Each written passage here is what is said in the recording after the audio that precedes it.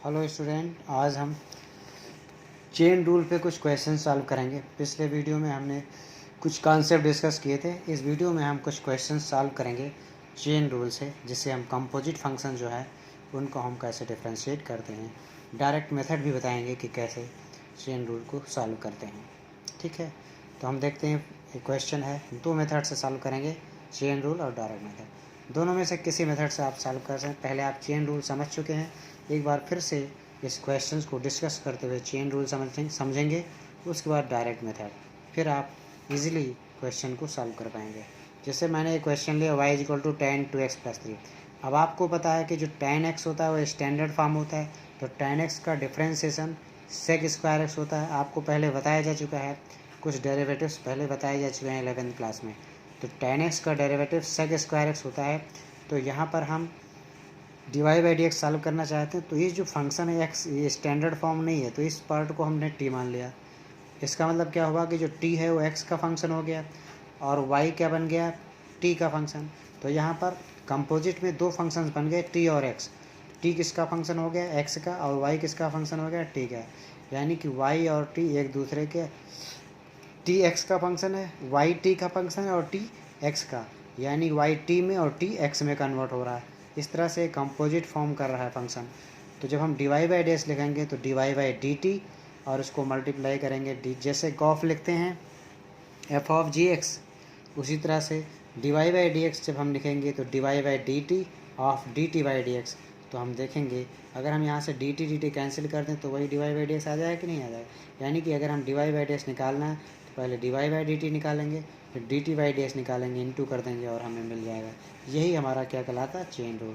इसके आगे भी हम बढ़ते चले जाएंगे। अगर हमें एक फंक्शन और मिला हो कि t function of x s और s फंक्शन ऑफ x, तो आगे बढ़ जाएंगे, यानी फाइनली x लास्ट में आएगा, क्योंकि dy/dx से स्टार्टिंग dy से होगा और लास्ट में dx आएगा। इसके बीच में जितने भी फंक्शन होंगे वो चेन रूल बनाते हुए आगे बढ़ेंगे।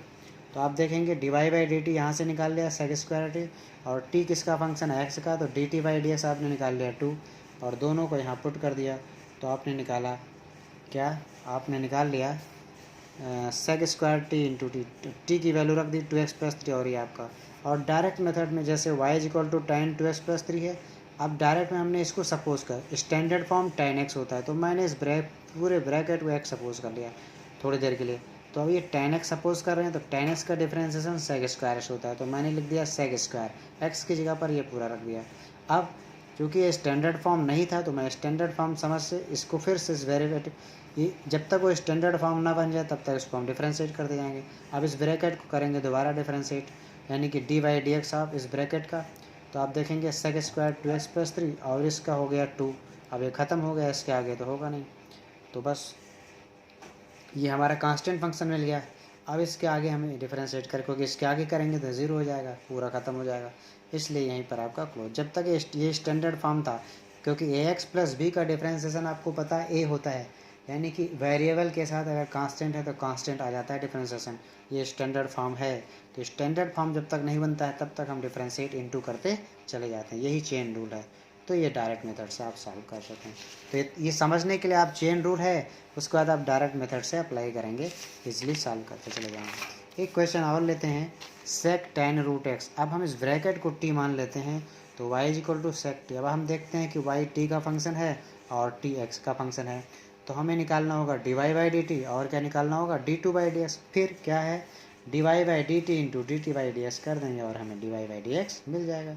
लेकिन यहाँ पर एक चीज़ ध्यान दीजिए, t है tan√x, अब फिर ये √x, ये स्टैंडर्ड फॉर्म नहीं है, तो √x को फिर मान लिया u।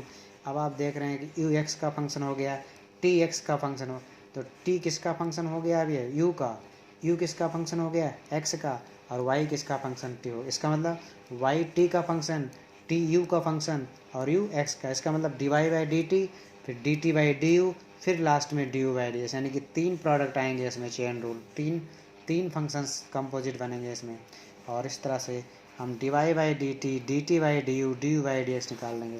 तो आप देखेंगे सबसे पहले dy/dt क्या होता है, sec t tan t, dt/du यहाँ से sec² u, du/dx √x का डिफ्रेंसिएशन 1/2 √x। क्यों, क्योंकि √x का होता है x की पावर हाफ, n x की पावर n-1 का फॉर्मूला आप स्टैंडर्ड फॉर्म पढ़ चुके हैं डिफरेंशिएबिलिटी, 1/2 x⁻² माइनस हाफ, इसलिए 1/2√x यहाँ पर अप्लाई कर देंगे। 11th क्लास में कुछ हम इंट्रोडक्शन पार्ट आपको बता चुके हैं, वो इंट्रोडक्टरी आप देख लेंगे और उनका डेरिवेटिव सॉल्व कर देंगे। तो इस तरह से आप देखते हैं कि ये डिफरेंशिएट हो गया। अब इसको वैल्यू, इसको डायरेक्ट मेथड से देखिए। डायरेक्ट में क्या, इस सपोज कर लिया थोड़ी देर के लिए x है, तो sec x का होता है sec x tan x, तो इसको लिखेंगे sec tan√x into tan√x, sec x tan x।